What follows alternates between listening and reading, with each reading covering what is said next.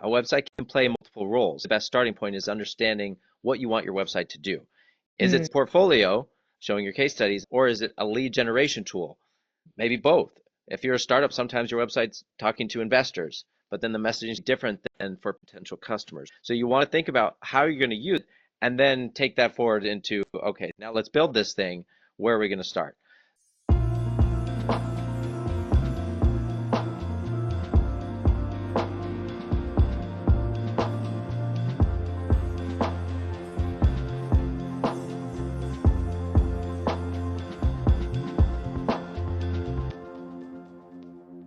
Hello and welcome to the Amanda Kaufman Show.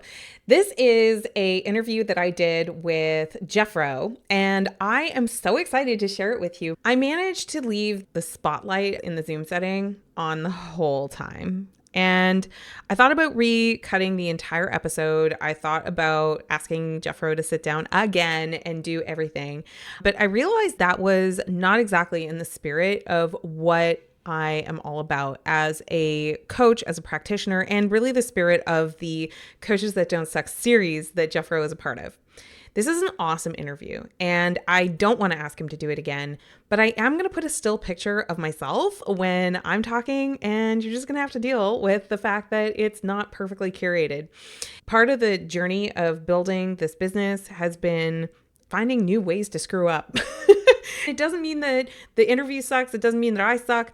It means that I have one more thing to add to my checklist before I do other interviews. Rest assured, as soon as I saw that was a mistake, I corrected it.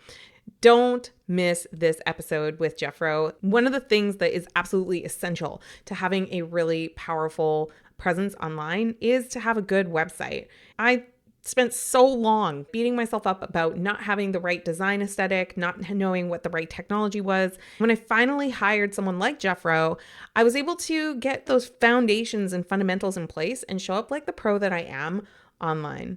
Well, hello and welcome back to the Amanda Kaufman Show. And we're continuing our series on coaches that don't suck. I'm joined by my friend Jeffro, and we met in another coaching program. I was intrigued because Jeffro, you are a web. I'll let you introduce yourself, but I'm going to tell you why you caught my eye, and it was funny. Is we in the coaching program we connected on the Instagram, and you had a very intriguing profile photo, and part of what caused me to reach out to you. So why don't you take 30 seconds and introduce yourself and give me a little bit of background on the Instagram. Sure. My name's Jeffro. I have a company called Bro Web Technologies. That may have been the picture you saw, my logo with the big fro and sunglasses, that thing, right? It's Exactly. memorable. It's fun. And it's me and my personality, and that's the brand. So when you're getting me, you're getting my experience, the business that I've built to help other service businesses create a business website that's actually good, that actually helps the business. And because there's different extremes, right? You can have a website that looks really good, but it doesn't bring you any clients. Then you can Yeah. have one that's really ugly that just turns people off and they never click through. I'm I want to familiar educate. with. Well, it's a process. We can dive into any aspect of it that you want to today. So I'm excited to be here. Hey, thanks for accepting my invitation to do this because I think one thing that a lot of coaches really struggle with is they do want to have, a beautiful web presence. They want to project their professionalism and all of that. I just found you to be so approachable when we were talking. I know what it was like when I was starting out. I felt everybody was trying to sell me on their website and their templates. I thought it'd be really fun to just have a more chill conversation about websites for coaches that really don't want to suck. They want to show up in the world and they want to win. What would you say are some of the things that help a coach if they were to do their website themselves? Let's start there. What should they really be paying attention to? Yeah, you should remember that first impressions matter, especially when someone's looking for a coach. Most of the time, they're looking for someone that is beyond where they are. So if I'm looking for a coach and I see, "Man, my website's better than theirs," I lose confidence in the fact that they can help me. So make sure that the website looks professional. And that can be done a number of ways, but it usually, unless you're a designer doing it yourself, probably isn't going to get you there. So that's where it comes. There's plenty of people that can do it. Price levels. The differences that you get, we can talk about. But at the low end, you might get a website that looks good, Mhm. but it might not be designed with conversion in mind. So maybe they didn't write good copy because they're not a copywriter. They just followed a good looking template. You want it to look good. But if you want it to actually convert, you need someone who's also got a copywriter on their team who can write the messaging that really connects with that visitor so they're drawn in and actually want to contact you. There's all these factors that go into it that you can stack that. You start where you can afford now and then always be improving it. A website's never done. So if you look at it through Ooh, that that's lens, like good. this That's is gold. this is my first impression, like do this, do this, do this. Not like do a template once and then never think about it again. That's not going to work. You got to start where you're at and just keep improving. I love it. That's so helpful because when I went through my coaching certification, I had this idea that I could just hang a shingle and people would know I was in the world. It turned out that was not the case. I had to go out and really meet people. So the role that my website played was really a reinforcement after we met in person somehow, or a Hmm. reinforcement like after meeting on social media somehow. Can you speak to us about if we did want to hire somebody because our core genius is coach and we don't want to spend too much time outside of our genius, but you did just point out something that I think is really common, and that is there's so many people that are vying for this business. I can't open my messenger without a bunch of DMs saying, here, let me fix your website. So if somebody was shopping, and I know you're an expert and you do this, but if you were to recommend somebody to go shopping and to interview people that could help, how do you make sure you spend a good dollar? Like you're going to get a return on that investment with the website developer. What should people be looking for and asking about? That's a great question. Before I fully answer it, I want to touch on something you mentioned at the beginning of how you had your website as a place for people to go after they met you. A website can play multiple roles. The best starting point is understanding what you want your website to do. Is it Mm, portfolio, showing your case studies, or is it a lead generation tool? Maybe both. If you're a startup, sometimes your website's talking to investors, but then the messaging is different than for potential customers. So you want to think about how you're going to use it and then take that forward into, okay, now let's build this thing. Where are we going to start? So in order to do that, you want to look for someone obviously that has experience. But if you understand what you're doing, now I know, okay, not only do I need someone who can make it look good, I need it to actually sound good with the messaging. So that means you're probably going to be paying a little bit more because you need an additional skill to have the messaging done right. But for my company, if we're doing everything for you, we're probably starting at $6,000 because we're doing custom design, custom copy, custom implementation, integrations to your backend, CRM, whatever you're doing.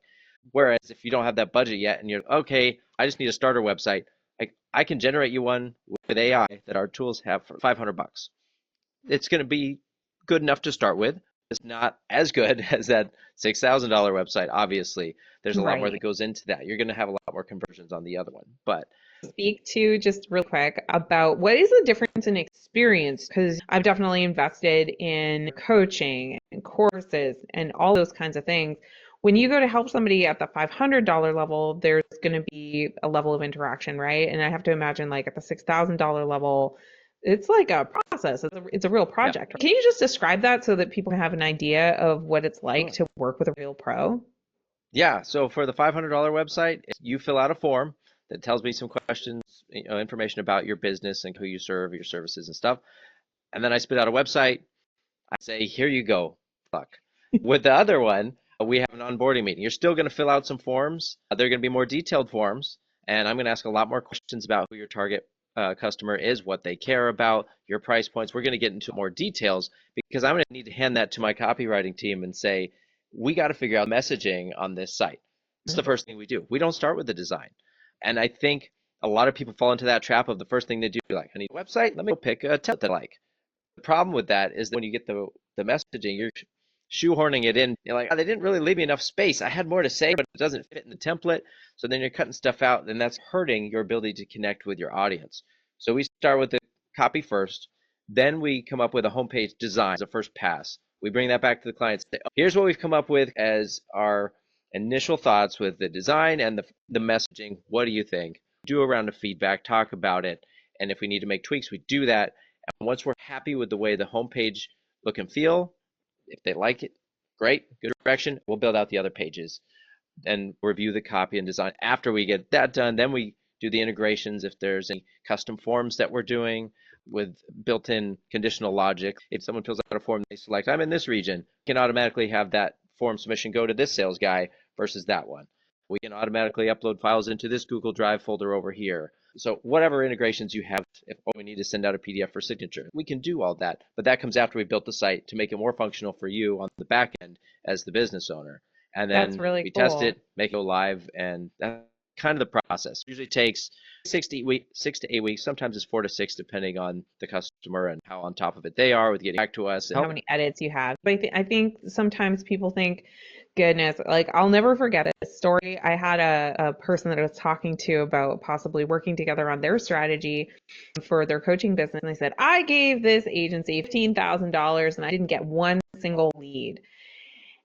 I was like, if you'd listen to maybe a podcast like this where you hear what the actual experience should be like, you would realize that if an agency is promised to help you with lead generation, for example, if you don't have a single lead, it's hard to manage a process you don't understand. Yeah. So I really appreciate that. Now, something that came up as I was thinking about this is a lot of coaches really want to hold back on their presence online. I know I have an opinion on this, but I'm super curious what yours is.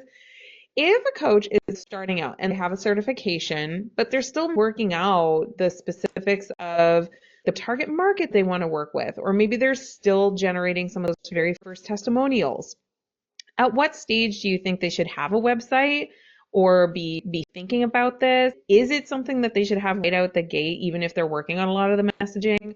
Or is this something that they should maybe wait on, stick with the link tree? What do you think is a good strategy for a coach that's finding themselves and figuring out who they want to serve?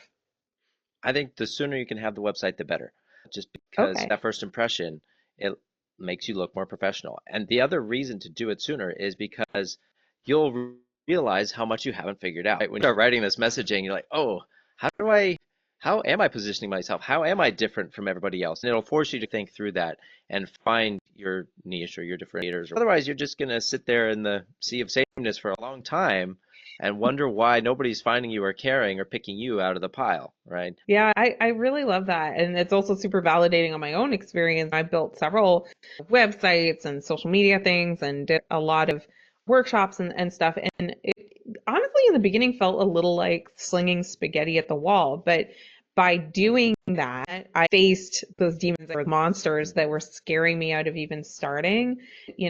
My current website is way better than what it was when I started. I used to joke that I had a unique talent for taking a beautiful template and making it hideous. And You're not the only one. I think that's like a common struggle. You obviously believe in coaching, and it's one of the reasons why I invited you. Is can you share with us a little bit about the role that coaching has played in your journey? Sure. We all have blind spots, and coaching is a great way to shine a light on those. I think to be a good coaching student, we have to be ready to receive feedback and criticism. A lot of times when we're first starting out, we're too insecure and we don't want to know what's wrong, or if somebody points it out, it hurts too much. But when you get to the point where, you know what, screw that, I'd rather make progress. So I'm going to pay somebody to tell me what's wrong or what to do better, and then I can move a lot faster. It's just so helpful having someone who's gone where I want to be before. They've seen all the pitfalls and traps. They've gone through all the mistakes already and said, okay, here's what you're doing wrong. Here's what you need to be doing. It's not that complicated. Or you're just not doing it. Whatever they need to do to slap you around a little bit. We all need that sometimes, right? Because we Yeah. overcomplicate things. We're too close to it sometimes, right? And we just can't see that if I just take a step back or fix these things, I'm going to make a lot of progress. Good coaches can make you go so much faster and avoid a lot of the pitfalls along the way. That's super aligned to how I think about a coach is and what makes a good coach. I was going to ask you, what are the three things that you think make a really great winning coach? Like somebody that is very likely to succeed. What do you notice is one of those top three things that they do perhaps differently from the sea of sameness? I think they have to have good perspective, right? And that usually means they're farther than where I am. There are a Right. lot of people who are just starting out as coaches who maybe feel insecure because they don't know if they're good enough yet. And that comes across, right? So a good coach has done it. They know their stuff. They don't feel like they need to prove anything and know they can help you. So that's really That's helpful because great. they just get right to the point. So that's number one. Number two is they have different levels of resources, right? Different ways they can help people. Not everyone's ready to pay $10,000 a year or even a month for really high-end coaches. You can't just start there in most cases. They might have a free guide, they might have a podcast, a YouTube channel where they break stuff down. maybe Mhm. some cheat sheets or courses. You have an entry point where you can start looking from them. If you apply the stuff, you will make progress so that you're ready for the next level. See, And I that, think my that's really friend, is helpful. exactly why I invited you here, right? Is because I knew that given your expertise, given how serious you are about your business, I was so confident that you would have something really amazing to share in your zone of genius with my audience. And as a coach, I'm helping people with their branding messaging. I'm helping people with their confidence to show up and to Mhm. translate that certification into something really meaningful. But I, relatively speaking, on the website development, the lead conversion, I'm a dabbler, right? As compared to you, for example. The goal with this whole series is to give people actionable perspective that is going to move them out of that insecurity, because so many times people have extremely valuable experience, they're just not stepping into sharing it. Right? Yeah. Right. So good. I think I cut you off at number two. I'm so sorry. We can continue in that vein. I was going to say the website helps support this Mhm. because you can promote all your different offerings and ways you can help people. As you're getting started and talking to people, you're probably realizing, oh, I don't have a good way to help this person yet. Might just say, sorry, I don't think we're a good fit yet, but come back in 6 months or when you hit this revenue mark. It's better if you can say, you know what, I don't think we're a good fit yet. Check out my book or my YouTube channel right now. There's some stuff that I think will help you right now where you're at. And then I'll follow up in a few months to see how things are going. You want to have a place to send someone, you want to help them instead of just shutting the door, unless it's absolutely totally outside your realm. You need to know that Yeah. up front. But You are hitting on something that is a big annoyance of mine from the industry in general, which is this churn and burn of relationships. When I reached out to connect with you, I was like really not sure of, are you somebody that I might buy from? Are you somebody that might just be a friend? Are you somebody that we could collaborate? It turned out we were mhm, collaborative, right? Are you somebody that I could help? I think sometimes when we approach relationships, we can be like, if you're not a client, you're not worthy, or I'm scared to talk to transactional, you because I don't want to get right? sold to. That's a big one. I'm scared to talk to you because I'm scared of being sold to. And having a great website and a great web presence, it just shows the world more explicitly, like who you are, what you're about, and how you can help without having to turn and burn through the relationships. Yeah. On the website portion you just mentioned, it's okay if you don't get it right the first time. Even Mm. my own website took a long time. Like I felt I could do other people's websites way better and more efficiently, but doing my own was really hard. I And I think think that's that's the like case a for most rite of of us. passage, this cobbler with Yeah. no shoes thing. And I'm sure it's the same as a coach because you're trying to figure out, okay, how am I different? What do I highlight? Is it weird if I'm saying I'm good at this? No, you're a coach. You have to point out what you're good at. That's essentially what you're selling is yourself, your experience, and your ability to help other people. So yes, draw attention to that. Do it through case studies in various ways, but you need to figure that out. Otherwise, why should people hire you? And what I love about this whole conversation and really taking a whole episode to just talk about your website is, I think there's so much attention that goes to the new shiny thing of, oh, here's this new feature on Instagram, or let's use these bots for this. And what's really interesting is I've been in business as a coach online for about 8 years personally. There's basically two things digitally that have been the same the whole time. Well, maybe three. One of those is your website. One is your email list. And then the third thing that's probably more like a YouTube sort of presence, or a Facebook presence, or an Instagram, at least one of those Hmm. where you've been consistent and reliable and present. But it all comes back to this website and what's your domain. Yeah. Coaches that have at gmail.com on their email address, I mean, you're laughing. You probably agree with me here. It's just, you're not all in yet. So why would somebody be all in on you? And that's Yeah. a huge giveaway to someone who's not serious. It just means you haven't evolved with the times. You're not keeping up, investing in that personal brand or your business brand to do things the right way. You're not committed. I don't know if you're going to leave tomorrow. Sometimes we tell ourselves, I don't have $500. I can't hire Jeffro. And a lot of this stuff you can cobble together on YouTube to just demonstrate the caring. And I love that. I think that's really important. What would you say to somebody who says, I'm not techie? What would you say to that mindset? There are plenty of people who are ready Talk and to a willing to student. help you. It's not an objection. There's any of those things that you get stuck on. You got to step back and realize, okay, I'm just keeping myself safe right now. Maybe there's an insecurity here. Maybe I just need to meet more people and for recommendations from other coaches who helped them and how they got there. But you can't let that be an excuse. Obviously, if people who've done this, they figured out there's a way forward. Put the goal ahead of your excuse. I love that. All right, Jeffro, this was so fun. I really enjoyed getting to chat with you. If people wanted to get to know you better, what's the super best way to that? I've got my website, frobro.com. On there, you'll see all my different services we provide, web design, SEO, hosting, and all of that.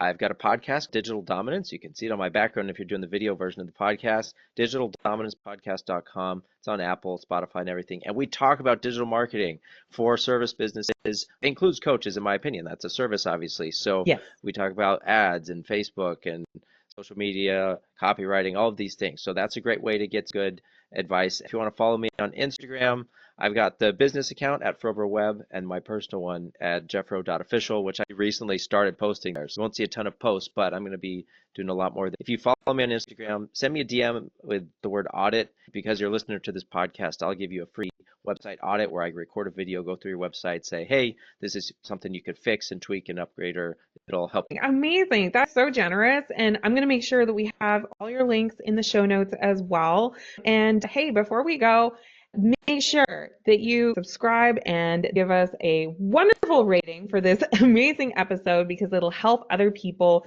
choose to listen. I'm so excited to have had you here, Jeffro. Thank you so much. And for everybody else, we'll see you next time. Take care. Thanks, Amanda.